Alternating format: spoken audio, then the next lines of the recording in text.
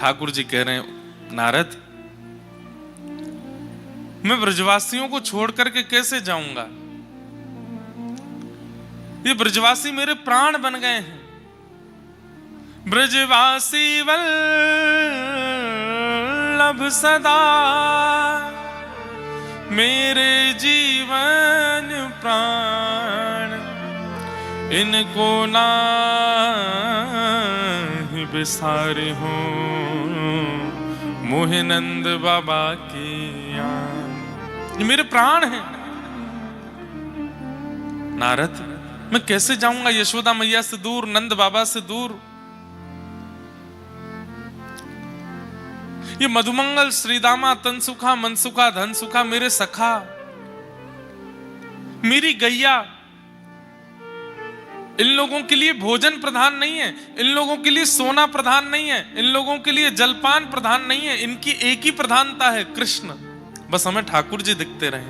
मैं गौशाला जाऊं तो गैया चारा खाती हैं, मैं ब्रजवासियों को दिखूं तो ब्रजवासियों के घर प्रसाद बनता है, मैं दिखूं तो ही सोते हैं, मैं दिखूं तो ही चलते हैं। इनका प्राण मैं हूं और मेरे प्राण ये हैं, मैं इनसे दूर कैसे जाऊं? नारद जी बोले, भगवान ये आसक्ति जैसी, मोह जैसी वार्ता आपके मुख से सुनने में अच्छा नहीं लग रहा है। अरे केवल मथुरा नहीं जाना है आपको, केवल कंस को नहीं मारना है, बहुत काम है। देवकी को कारागृह से मुक्त करना है। 11 वर्ष से वो मैया आपकी प्रतीक्षा कर रही है, आपकी जन्मदात्री मां। आप वचन दे के आए थे कि मैं आऊंगा लौट के, उनको मुक्त करना है। जरासंध का वध करना है, कालनेमी का वध करना है, नवीन नगरी द्वारिका का स्थापन करना है। परांबा जगदंबा लक्ष्मी साक्षात रुक्मणी रूप में प्रकट होंगी, उनसे विवाह करना है। वेद की ऋचाएं 16,000 मंत्र आपकी पत्नी बनकर के आने को तैयार हैं, उनसे विवाह करना है। भौमासुर का वध करना है, महाभारत का युद्ध कराना है और पूरे विश्व को गीता जैसा ज्ञान प्रदान करना है। सब निश्चित था ठाकुर जी पहले से, ये सब आपको करना है। आप यहां धर्म स्थापन के लिए आए हैं और ये मैं क्या देख रहा हूं, इन ब्रजवासियों से मोह हो गया आपको। नारद जी ने ये तक कह दिया, पहले ब्रह्मा जी को शक हुआ था कि आप भगवान हो कि नहीं, फिर इंद्र को शक हुआ कि आप भगवान हो कि नहीं, आज ठाकुर जी मुझे भी शक हो रहा है, आप सच में परमात्मा हो ना? क्योंकि परमात्मा ऐसा तो नहीं होता। हम जितना ठाकुर जी को जानते हैं वो किसी से मोह नहीं करते, किसी से ममत्व नहीं रखते, किसी से प्रेम नहीं करते, किसी के बंधन में आसक्त नहीं होते। आपकी वाणी सुनकर के मुझे संशय हो रहा है, आप सच में परमात्मा है ना? ठाकुर जी बोले, नारद ये आसक्ति नहीं है, ये मोह नहीं है, ये प्रेम है। और पता नहीं क्यों मैंने अनेक अवतार धारण किए हैं, पर ब्रजवासियों ने जो स्नेह, जो प्रेम मुझे प्रदान किया है, मैं इनके प्रेम पाश में, प्रेम रस्सी से बंध गया हूं। मैं भूल रहा हूं कि मैं परमात्मा। बंधुओं, प्रेम इसी को तो कहते हैं। अगर आपके प्रेम के प्रस्ताव से सामने वाला अपने अस्तित्व को नहीं भूला तो प्रेम कैसा?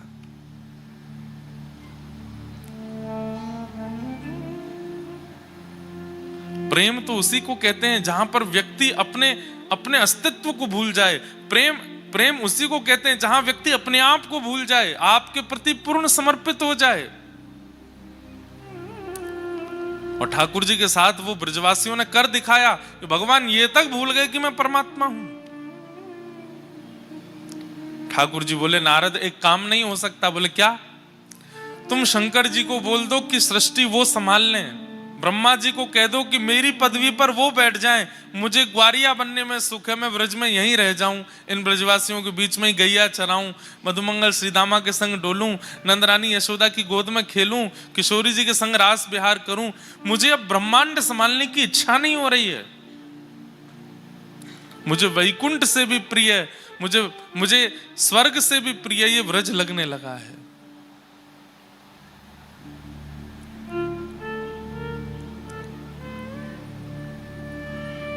तुम शंकर जी से बात कर लो ना। सतयुग त्रेता द्वापर में मैं परमात्मा था, अब वही परमात्मा बन जाएं। मैं अपना अस्तित्व हटा देता हूं, दो ही देव रहेंगे, ब्रह्म और शिव। मैं कहां हूं? मैं सदा ब्रज में रहूं, इन ग्वारियाओं के बीच में, इन ब्रजवासियों को मुझे बहुत सुख मिलता है यहां पर।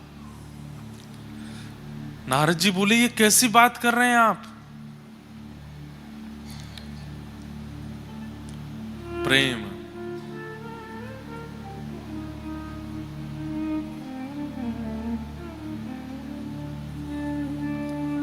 अद्भुत है बंधुओं प्रेम।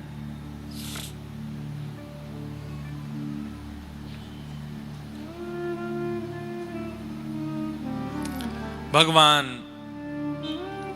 नारद जी अपनी सौगंध देते हैं ठाकुर जी को कि ठाकुर जी आपको जाना पड़ेगा ब्रज से।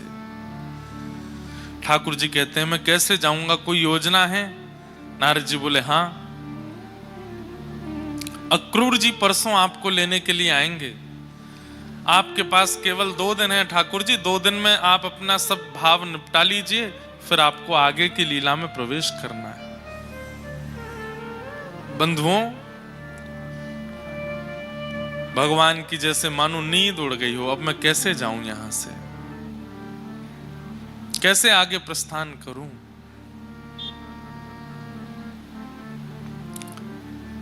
अक्रूर जी को कंस ने भेजा है वृंदावन, जाओ कृष्ण बलराम को निमंत्रण देकर के आओ, धनुर्यज्ञ में पुरस्कार देना है। वे लोग मथुरा पधारे। अक्रूर जी महाराज व्रज आए, सब ब्रजवासियों की भीड़ लग गई नंद भवन में कि भाई कंस का दूत क्यों आया। और जैसे ही पत्र पढ़कर के सुनाया कि धनुर्यज्ञ में कृष्ण बलराम को पुरस्कार देने के लिए महाराज कंस ने मथुरा बुलाया है, तो कहीं पुरस्कार देने का खबर समाचार सुने तो सब नाचने लगते हैं, गाने लगते हैं, आनंदित हो जाते हैं। पर वृंदावन में सुन्न सन्नाटा, कोई प्रसन्न नहीं हुआ। अक्रूर जी महाराज बोले मैंने समाचार सुनाया कि कृष्ण बलराम को पुरस्कृत करने के लिए मथुरा बुलाया, आप लोग शांत क्यों हैं? ब्रजवासी बोले कितने दिन के काजे कन्हैया जावेगो मथुरा?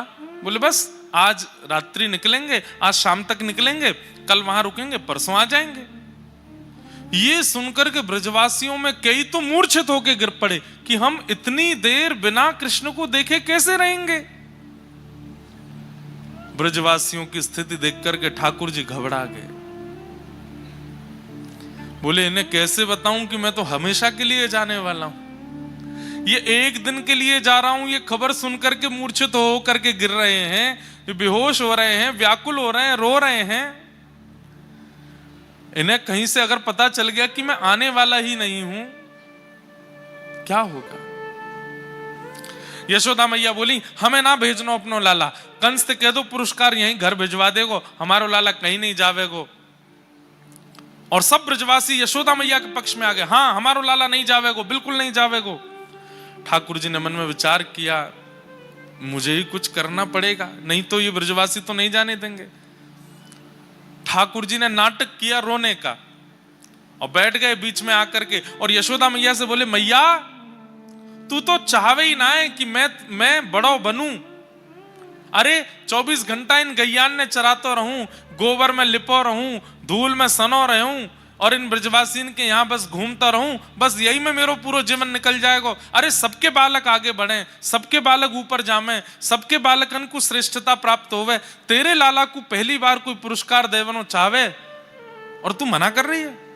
हाँ मैं तो केवल यही मारे हूं ना, कालिया नाग आ गयो वाकू भगाया, तृणावर्त आ गयो वाकू मार दे, सक्टासुर आ गयो वाको वध कर दे, ब्रजवासीन की रक्षा के लिए गिरिराज जी उठा ले। और आज पहली बार कोई ने पुरस्कार देवे को मन बनाया तो आप सब लोग मना कर रहे हो। ठाकुर जी ये बात मन से नहीं बोल रहे हैं। ब्रजवासी सब शांत हो गए कि कन्हैया को कहीं ऐसा तो नहीं लग रहा कि हम उससे प्रेम नहीं करते, इसलिए हम उसको पुरस्कार लेने से मना कर रहे हैं। यशोदा मैया बोली नहीं लाला हम यहाँ हमारे मना ना कर रहे, तू जाने तो है कंस कितना दुष्ट है। अरे तो वाको बुद्धि परिवर्तित है गई, अब पुरस्कार देवे बुला रहा हूं, मैं क्यों नहीं जाऊं मथुरा। और 2 दिन की तो बात है, मैं परसों आ जाऊंगा ना। दाऊ दादा कन्हैया की ओर देख रहे हैं, बोले कि कन्हैया झूठ तो मत बोले, ये परसों की बात मत कह, तू बस जावे की बात कह। ठाकुर जी बोले दाऊ दादा अगर मैं परसों नहीं बोलूंगा तो ये ब्रजवासी नहीं जान देंगे, और अगर मैं परसों की कह के नहीं जाऊंगा कोई आश में इनको छोड़ के नहीं जाऊंगा, ये प्राण त्याग देंगे। बंधुओं प्रेम बड़ा विचित्र है।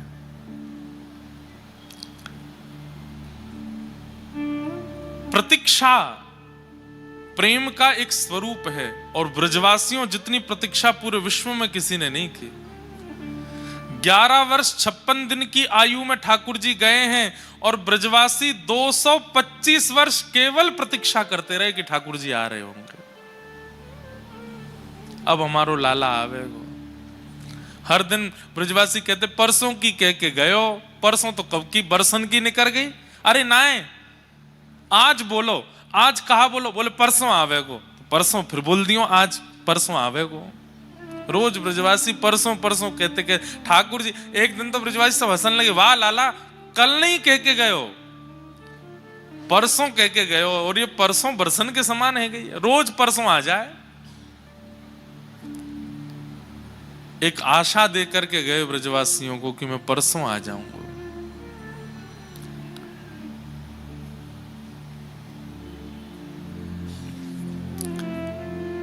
आज कोई ब्रज में सोया नहीं है।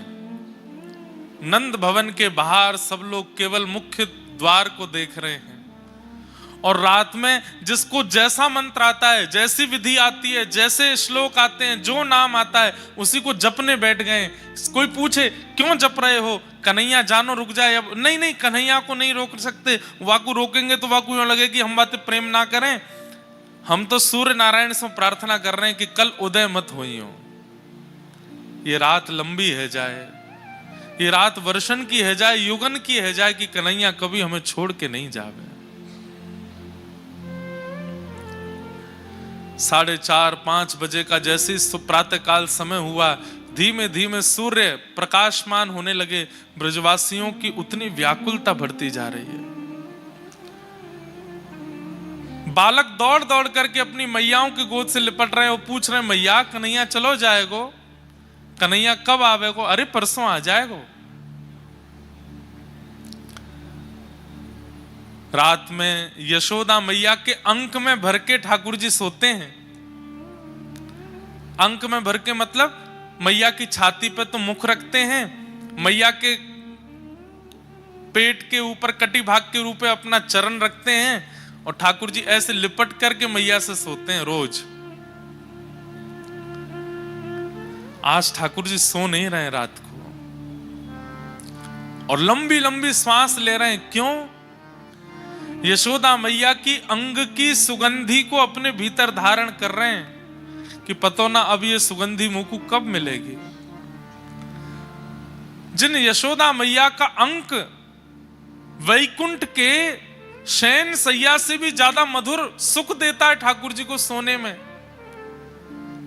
आज मैया के द्वारा की गई बचपन से अब तक की संपूर्ण लीला ठाकुर जी के चित्त में घूम रही है। मैया के सामने बहानों कर रहे हैं कि सो गए, लेकिन वास्तव में मैया के अंग अंग को स्पर्श करके ठाकुर जी उसकी स्मृति अपने अंदर ले रहे हैं कि मैया मैं कैसे बताऊं कि कल मैं चलो जाऊंगा। यशोदा मैया भी सो नहीं पा रही है, बार बार लाला को सिर सूंघे, लाला के सिर को अपने ओष्ठ से स्पर्श करे। मेरो लाला परसों आ जाएगो? हाँ मैया आ जाऊंगो। मां मथुरा में कोई तो बात मत करियो, और मैं तोकू काजर लगाए के भेजूंगी, कोई की नजर ना लग जाए, मथुरा की गोपीजन कैसे देखेंगे मेरे लाला है। हाँ मैया तू कर दियो। लाला मैं तोकू भोजन रख दूंगी, कोई और के हाथ को बनो वह मत पाइयो। ठाकुर जी मन ही मन रो रहे हैं, मैया कितनों भोजन रखेगी, 225 वर्ष कहां पाऊंगा मैं।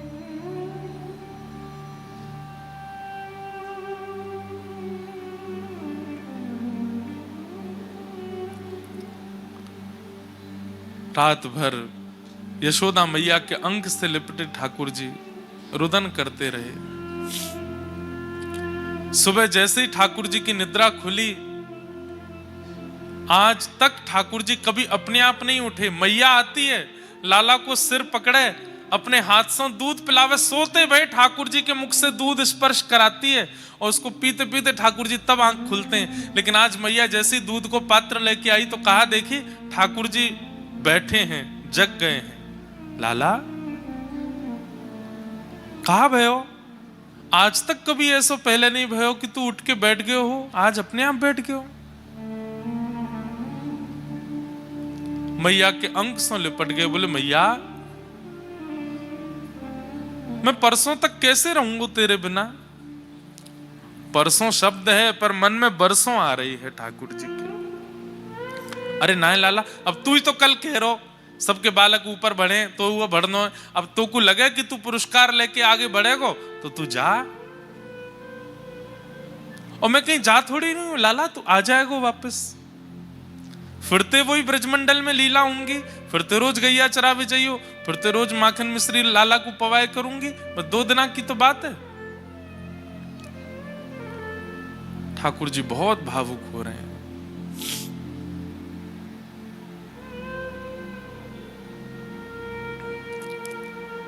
गुजरात का ये एक पद मुझे बहुत प्रिय लगता है। 56 भोगन थाल धराए के, 56 भोग थाल धराए के, माखन ने मिश्री मारी रह गई गोकुल माँ। माखन ने मिश्री मारी रह गई गोकुल माँ। नंद लाला ने माता यशोदा जी सांभरे, ममता नी मूर्ति मारी रह गई गोकुल माँ। नंद लाला ने माता यशोदा जी सांभरे, ममता नी मूर्ति मारी रह गई गोकुल माँ।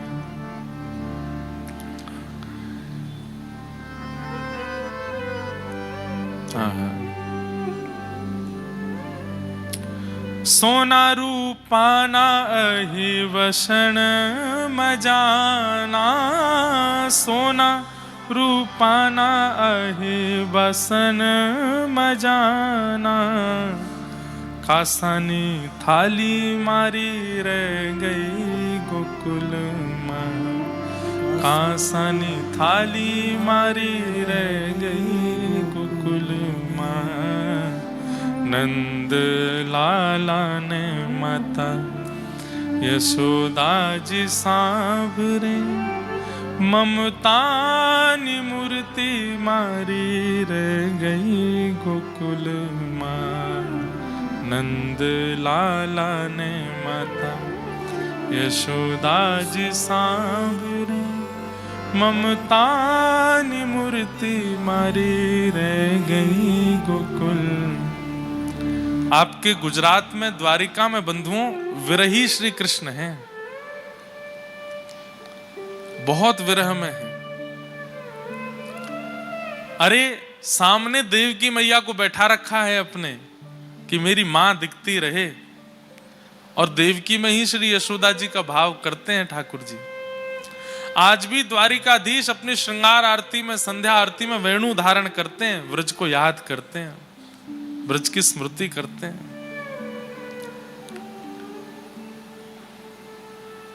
ब्रजवासियों की प्रतीक्षा तो सबको अनुभव होती है, गोपियों की प्रतीक्षा तो सबको अनुभव होती है, यशोदा मैया राधा रानी की प्रतीक्षा तो सबको दिखाई देती है, उनका विरह उनका कष्ट सबको दिखता है, पर ठाकुर जी का विरह किसी को नहीं दिखता।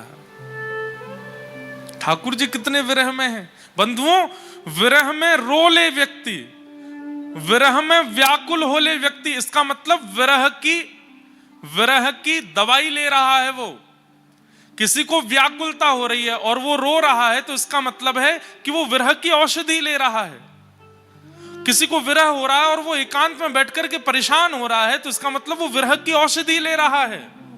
कहीं ना कहीं से विरह निकल तो रहा है, लेकिन किसी को विरह हो रहा है और फिर भी वो मुस्कुरा रहा है, किसी को विरह हो रहा है और वो आंसू निकलने नहीं दे रहा है, इसका मतलब असली विरह वही सह रहा है। ब्रजवासी रो रहे हैं, विलख रहे हैं, व्याकुल हो रहे हैं, परेशान हो रहे हैं, इसका मतलब वो विरह की औषधि ले रहे हैं। रो करके थोड़ा विरह शांत तो होता होगा, पर ठाकुर जी तो रो भी नहीं पाते हैं।